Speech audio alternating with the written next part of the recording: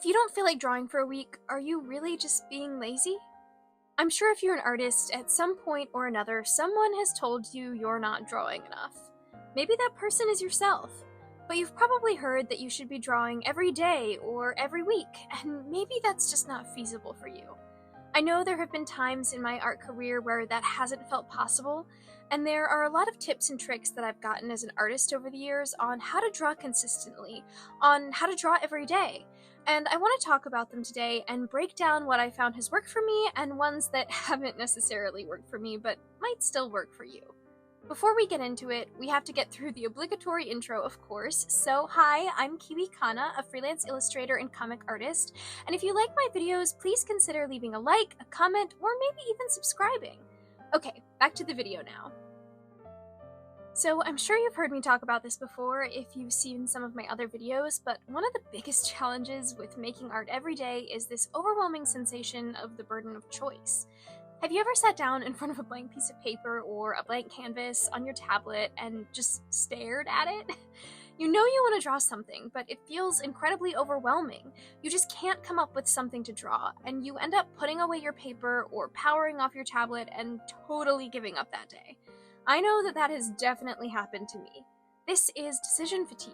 You've probably heard the term before, but if you haven't, it's essentially when your brain gets so overwhelmed from making too many decisions, and it might lead you to feel incredibly stressed, to procrastinate, or feel like you just can't do anything at all.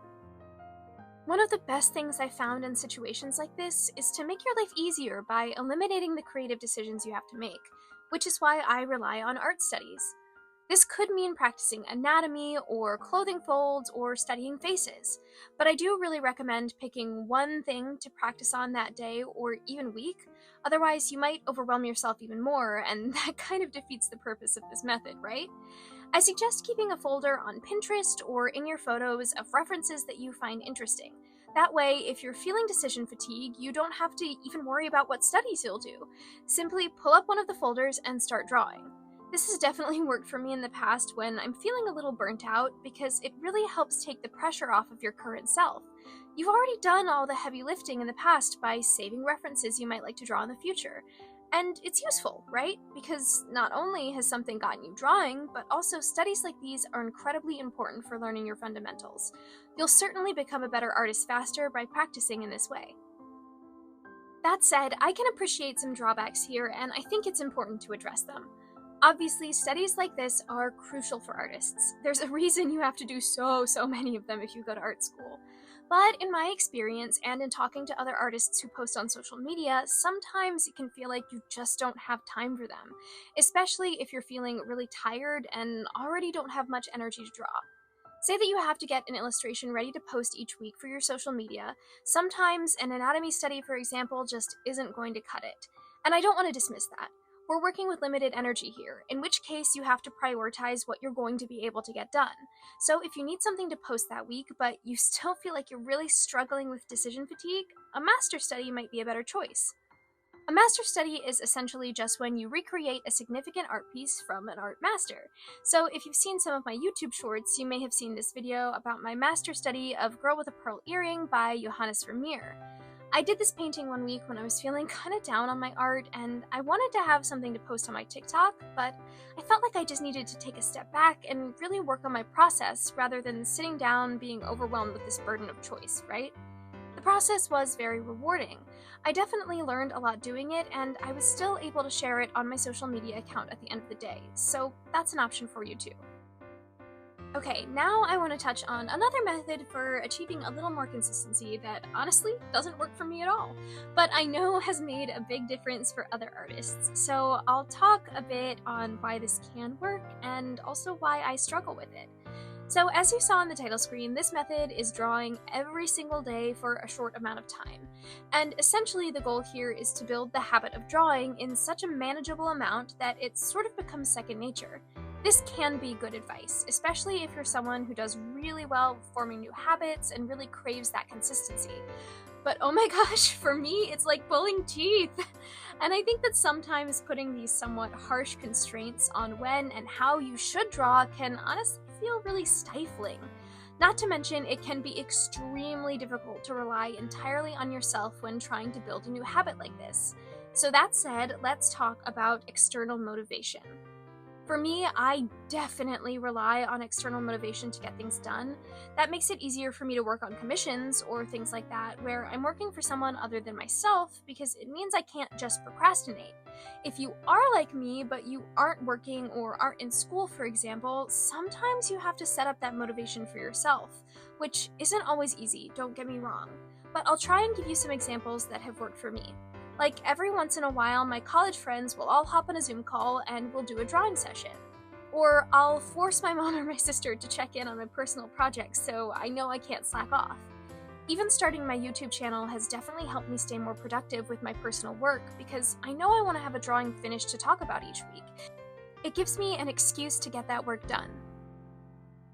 If you don't thrive on external motivation, you might not need to hear this, but I know I've been frustrated with myself in the past for not being as productive or consistent as I'd like to be, and I know that a lot of that has come down to having to rely solely on myself for motivation, which just doesn't work for me, and that's okay. Everyone is different, especially when it comes to art, so it really is all about finding what works for you, and honestly ignoring what doesn't. So as I continue on with this list, please don't feel discouraged if something that works for me doesn't work for you, and vice versa. Okay, with that aside, let's move on to my next suggestion, which is switching mediums. Sometimes the problem isn't that you aren't feeling motivated to be creative, it's instead that you're feeling really burnt out on whatever you're currently working on. This happens to me a lot, especially if I'm working on something particularly creatively taxing, like a comic, for example. And in instances like this, I find it really tempting to take long breaks from making art. Instead of just doing nothing, I can sometimes trick my brain into getting excited about making art again by trying something different. Sometimes that might mean breaking out my gouache or watercolors or markers and making something traditionally. It might mean 3D modeling or writing a comic script. I particularly like making little animations like the one I did recently of my OC Angora's eye. But maybe all of those things still feel like too much. That's okay. In that case, it can be enough to read a new story or comic, build a house in a game like The Sims, or listen to some interesting music.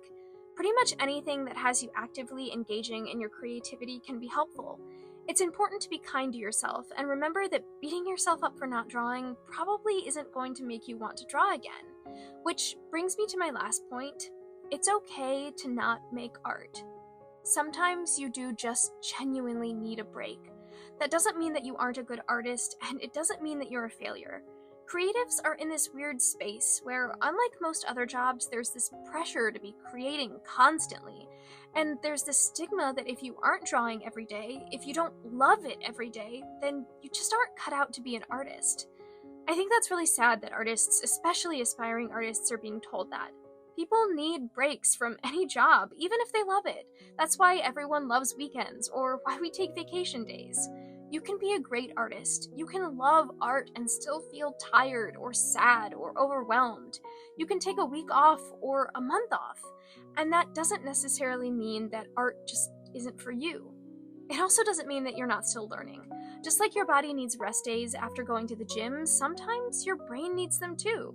So again, be patient with yourself, give yourself some grace, and if you just can't bring yourself to draw, take that break and don't feel bad about it.